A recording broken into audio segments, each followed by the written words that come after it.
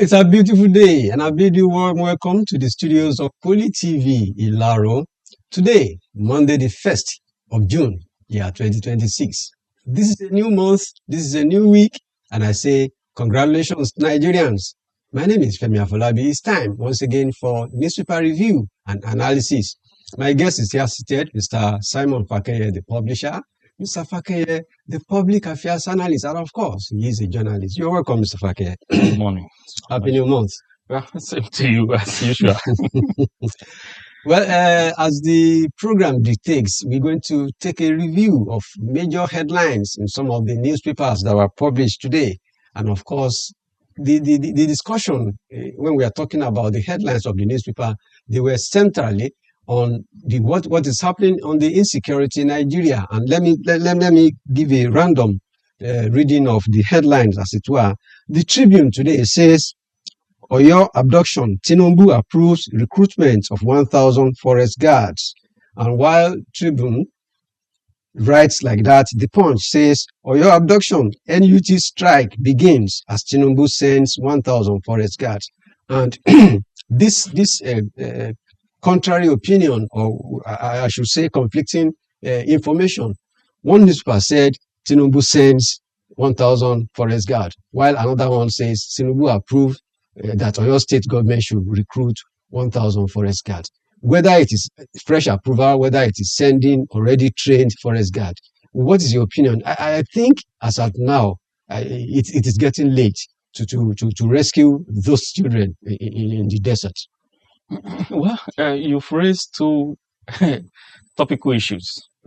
One is of the time frame, and the other one has to do with whether they are going to be recruited or they have been asked to be sent to Ibadan or your state. Going by the information available, I mean, in the last about 2 months ago, there was that story that DSS have trained some forest guards. I think at that time, I was reading with the mindset of saying they were meant for the north. So not knowing that the necessity will come to the fore at this time.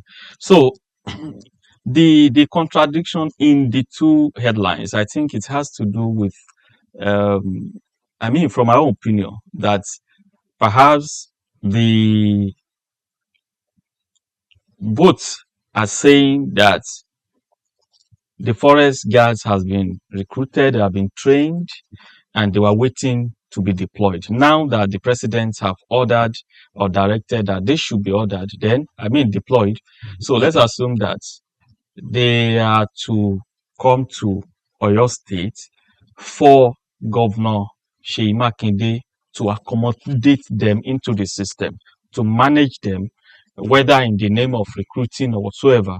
But I don't want to believe that they are just to be gathered or an application is being sent out for them to fill to come. No, they should be part of the trained forest guards ready to combat whatever menace is in the hands of Oyo State now.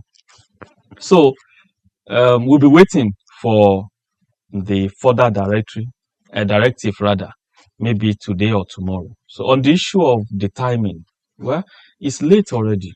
I've expected federal government and the Oyo State government, as led by Governor Seyi Makinde, to have taken action at least the day that teacher was beheaded. So they shouldn't have waited until now. Then the question is, what have they been doing? We're saying that the bandit, the terrorists, the kidnappers are in a forest in that small Oyo landscape. So, and it has been so difficult for Oyo State governor to rescue them.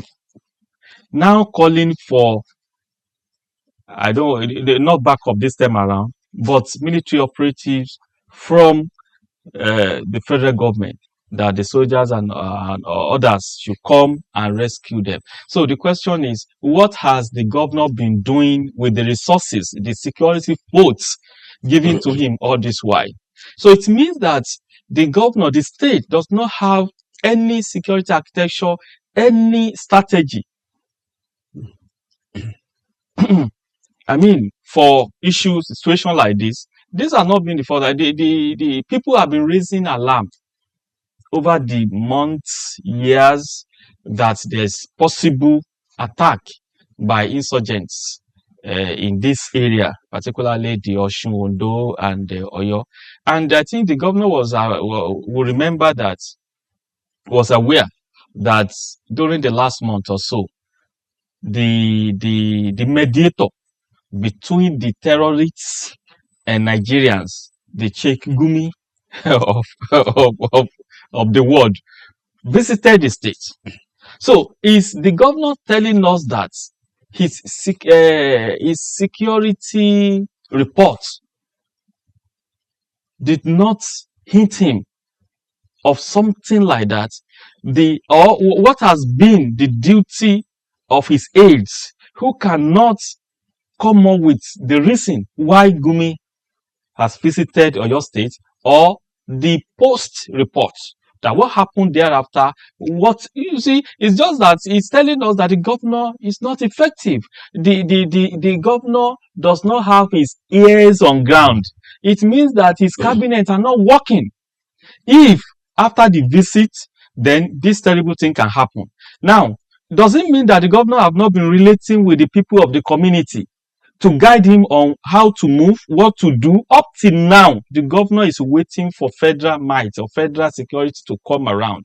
So this is an issue we have to be sincere about this discussing, because lives are at stake. Some people have died. I think 2 of them. Then we have children of about 2 years old suffering under that harsh condition since these days. And governor and his wife and the cabinet were sleeping. They are waking up. They are attending to other political issues, trying to campaign for presidency. Is this how he's going to handle the country? So it's just unfortunate that we're having this type of men at the helms of affairs, looking upon them for our protection. Okay, sir. Let's look at the fallout of this kind of incident in Nigeria. It happened in Oyo State.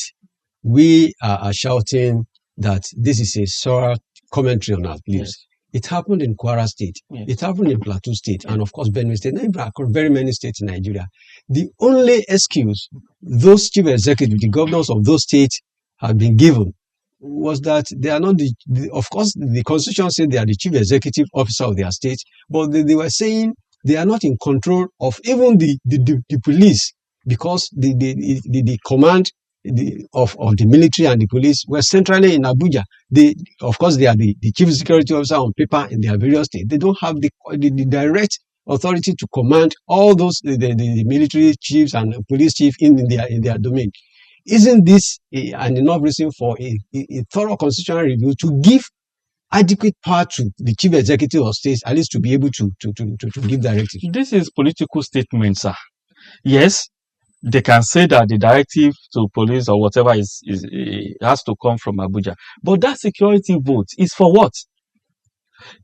Since they are aware that they are not in charge, the allegedly that they are not in charge, why are they collecting that security vote? Is it meant for their family or for their businesses? No. And I'm aware also that every month the police chief, the DSS, the brigade commander will write 2 reports, one to Abuja, one to the governor. What has the governor doing with the one being sent to him? Now, if the result being sent to him is not comprehensive enough, it's not detailed enough to know that there's danger ahead or danger is looming, then I think it is expected of him to have his own team that may not be pronounced, because you are the leader, the father, the protector of the state. So why can't you be proactive and be responsible as to the lives in your care? that, okay, with this money, yes, I have to do something to protect my people. So what has he done? Let's leave aside the issue of the federal government. I think the director of DSS said recently, about some months ago, and the video went viral, where he was addressing Nigerians, that Nigerian military, Nigerian police, or whatever, cannot protect the whole communities in Nigeria. He gave example of his own town in Ijebu. I couldn't remember the particular place now. He said he has talked to them, asked them to gather themselves. Then the DSS is ready to train them so that they are able to protect them against insurgents. So that is enough. If communities cannot gather themselves, train themselves, and seek for training from DSS, the governor can do something similar with our hunters and the CDAs. Why can't he empower the CDAs, the security, the local security, to be able to protect themselves? It is asking federal government to come and protect the state, by which you collect federal allocation monthly, by which you are given security votes. I think it's a flimsy excuse. The man has been marching around, going to attending events all this while his subjects, those who are paying the taxes by which he is being paid, are suffering in the bush. Of course, the problem of insecurity in Nigeria and the recent abduction in Oyo is still a topical matter that will continue to get tractions and national debate across all media. Mr. Simon, I want us to look at this issue critically. The story from the Tribune has some riders. One of the riders says, federal government deploys special rescue team. Chief of Army Staff, NSA, National Security Advisor, IGP, and Defense Minister. Others visit community. This is at the instance of Mr. President. The question is, how much of these high-power delegations, how much visits to communities will assuage the feelings and the trauma of the victims or the families of victims? Because when such things happens, the next thing you hear is the federal government delegation visits those people and talk to the people without these people actually getting out of from their abductees. Maybe the decision was from the NSA, and the president has no other options than to approve the visit. But when you look at the delegates, you see the leader of the delegates, the NSA leader, Nuhu Ribadu. Look at his outfit. Look at his shoes. I watch it. Look at how he dressed, as if they are attending a meeting, a diplomatic meeting with the US president. Can you believe that they are going to visit or to assess the condition of a forest? I can't understand. That is not their mission. To me, it's not to rescue. We cannot call that a rescue team. No, they cannot never be called a rescue team. They are visitors, they are guests of Mr. Governor, maybe to discuss on what can we do. But as for them, as for us calling them rescue team, is wrong. No, they're not a rescue team. Okay. They are just to come and talk to the families of those who are still in captivity. Yeah, the talking is of no value, from my own opinion. It's of no value. What government can stay in Aso Rock and ensure that the people are released or rescued from the terrorists. So if that is done, government does not have any right to say, do not need to come around. What matter is the rescue, safe and quick rescue of those people. If they are out, they don't need any visiting team anymore. So to me, that is not the best solution, because we have security operatives on ground who can professionally assess the situation, come up with reports and way out that can solve the problem. They don't need to come around. This is to me, is a political thing. That is not the way to go. The way to go is to command the security operatives to go and get them out of that forest. Simple. Okay, still talking about that story. Okay. The Punch version say Oyo abduction, NUT strike begins as Tinubu said 1,000 forest guards. I want us to look at the timeliness, or is it appropriateness, now that Oyo State is calling out teachers to be on strike. There's going to be a national rally, as they mentioned Yeah. today. And of course, it's already happening because we have feelers that it's happening in Oyo and of course, some part of Ogun State. Yeah. In terms of the timing, the time frame, it's late already. They just have to put themselves in the shoes of those kidnapped fellows. It's about 15 days today, I think, 14 or 13 whatsoever. So it's a long time.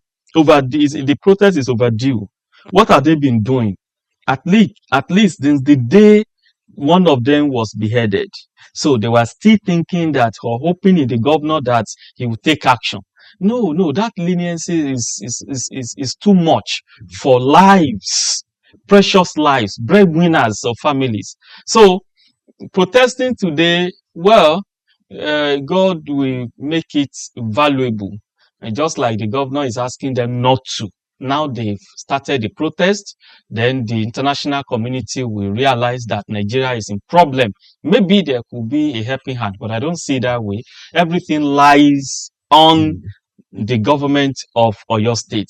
The federal government has come and the action to be taken. The director was that the forest guards should be deployed to Oyo State. Are we saying until when those forest guards come? Are they of Oyo indigene?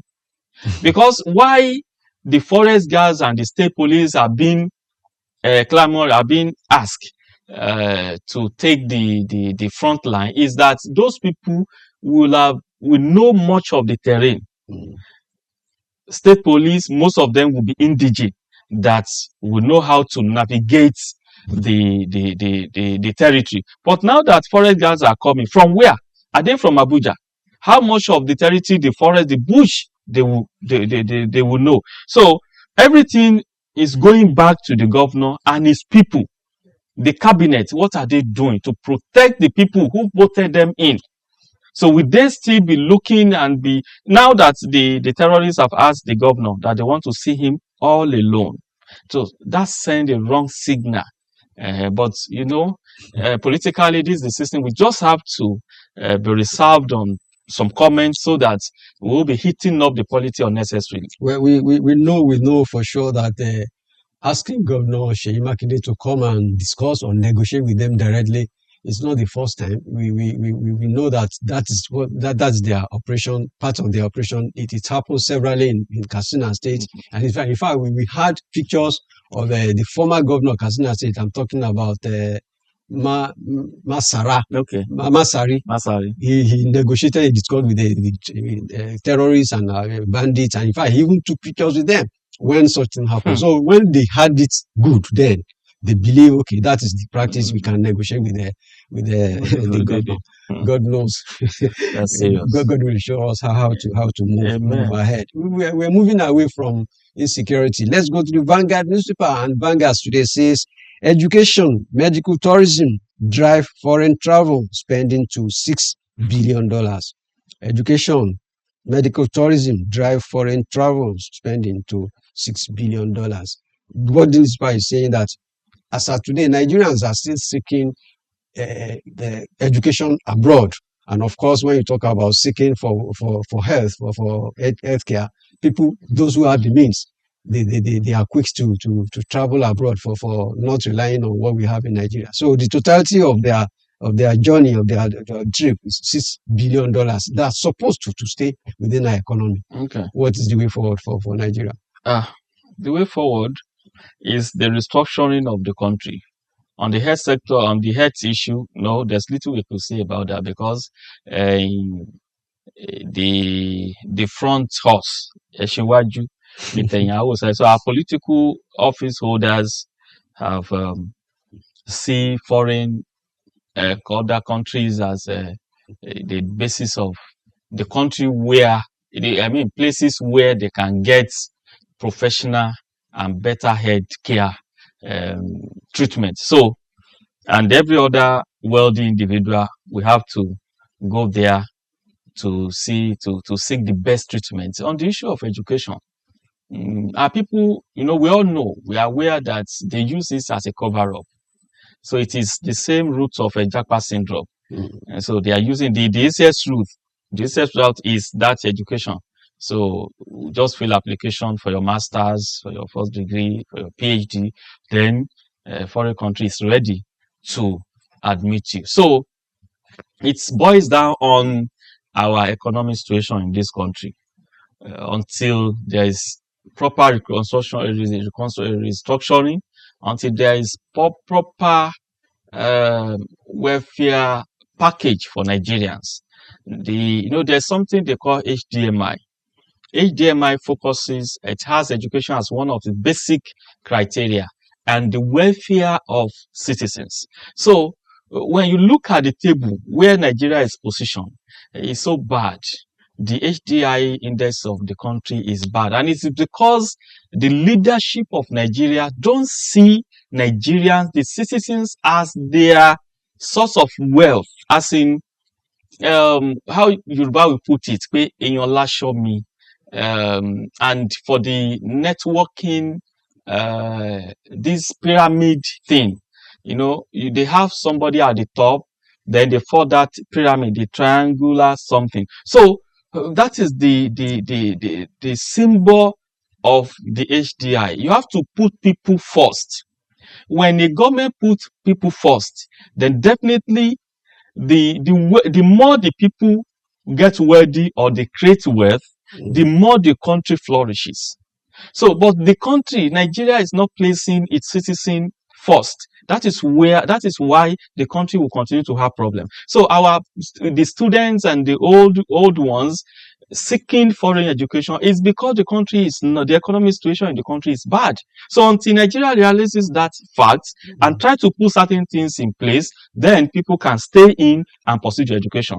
As for the $6 trillion or $6 billion, it will continue to be. And when you look at the effects of that amount of money, our foreign reserve, especially the naira value, that is why the country may continue in this line of economic deficit. So the message is that government should look at the direction of HDI, try to reposition the citizens, let them fare better. Then it will be easier to get tax. It will be easier to get many things done. The Nigerian currency naira will get value, and the foreign reserve will be there. The country can move forward. When you look at medical tourism that we mentioned, looking at the medical tourism, don't be surprised that when you look at that figure and you do close examination of how much exactly was involved in medical tourism out of this $6 billion we're talking about, you'll be surprised that in fact the political appointees will account for the quantum of that money, because they have access to government resources, and at a very brief occasion they get out of this country. So maybe until we have a deliberate policy that will make it even constitutionally that if you are in public office during the period while you are serving the nation, you don't go for medical tour. You don't go and seek medical care abroad. Just stay in Nigeria because you are serving Nigeria. That would be dangerous, sir. Presently, we are short of professionals in the medical sector. So if the billionaire, the political appointees, if you ask them to stay here, so there will be no medical professional to care for the less privileged. Yeah. So it's a complex issue. We are now justifying why they need to go out. Now, briefly, time is not our friend. We will just gloss over this information from the front page of the Guardian newspaper. Guardian says states reel from 13 trillion naira loss ahead of 2026 severe flooding prediction. NIMET has predicted that there's going to be heavy flooding this year again. Maybe the rains will come in torrents towards the end of the year. And as at last year figure, maybe Nigerians or the entire country lost 13 trillion naira worth of property and farmland and The everything farmland. to flooding. So how should we prepare for this year? Yeah, I think there were these weather forecasts and the alarm, Mm. the alert have been raised now. So I think government should now create a situation where we have, I mean, the task force that will be enforcing these predictions by making provision for relocation.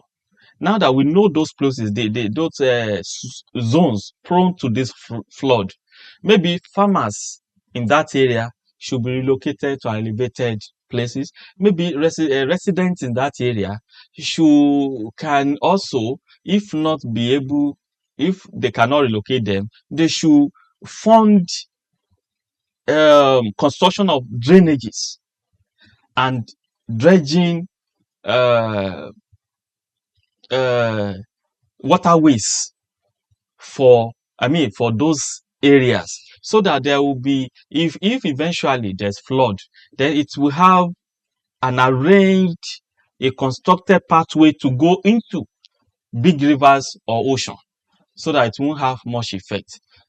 The enforcement, provision making fund to construct drainages and to dredge waterways that will chart the flood into big waters like rivers and oceans. But the first thing is to ensure that when the alerts are raised, then there should be task force that will ensure that people move away from those dangerous areas. And for those residents, the residential areas where the flood is likely to happen, government should map it out and know how to uh, divert the waters into big waters or oceans. Okay, thank you very much for your talks. Of course, we have ample time to plan for what is going to happen towards the end of the year. There has been the alert by NIMET to every part of the country, and of course to the federal government and respective states that were prone to flooding, annual flooding. We've had the alert, and we have ample time by the federal government, of course, to plan, so that at the end of the day, we will not suffer what we had last year. I want to thank you sincerely again for finding time to be here. And your thoughts are very good for the program. It's a pleasure, sir. That's all for newspaper review and analysis for today. But as we wrap up the program, I want to leave you with the highlights of how the London streets were taken over by the fans of Arsenal. It is on record that Arsenal won the historic 2025-2026 EPL title, and people have been celebrating. So we have highlights of that celebration. I want to leave it with you so that you enjoy it here. Audio Jungle.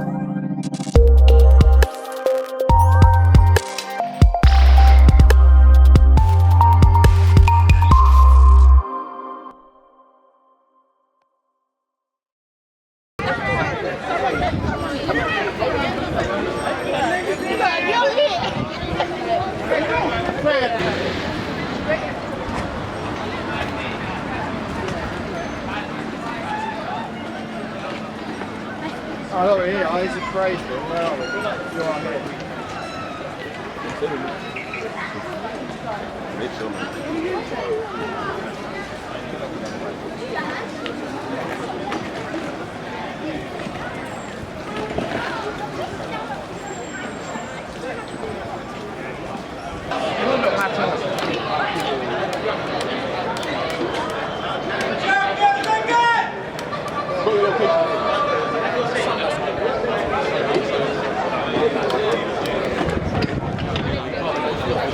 I need to go all the way to go get food.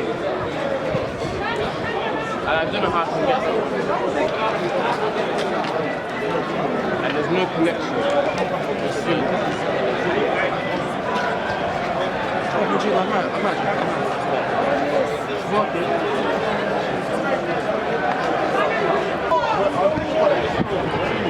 I need to go get this food, fam. I can't leave this in one.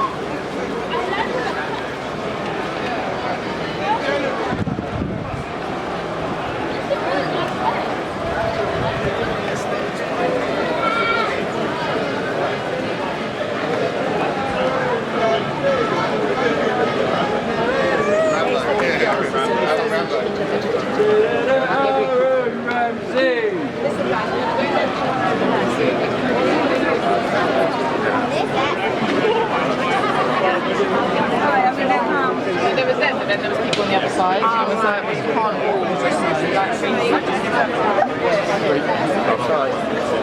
Currently stuck.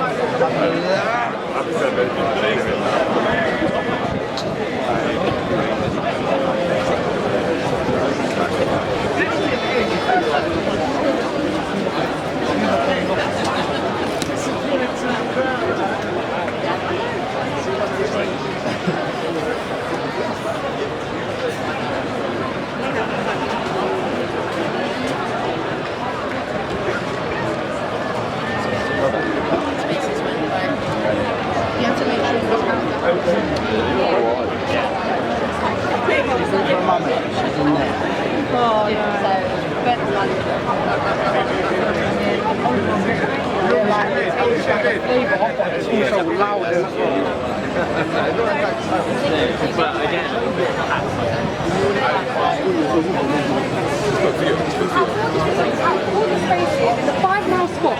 How did they see him?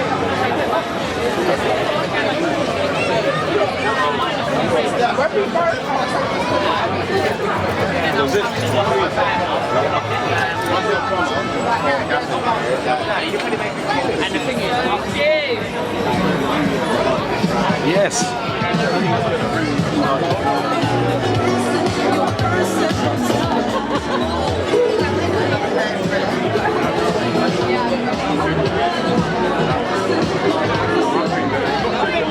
She's at the greatest thing. I've expressed her that like, you need to be there. You know, athletes back in the day, listen. No, I'll tell you. And we've got a rubbish bag.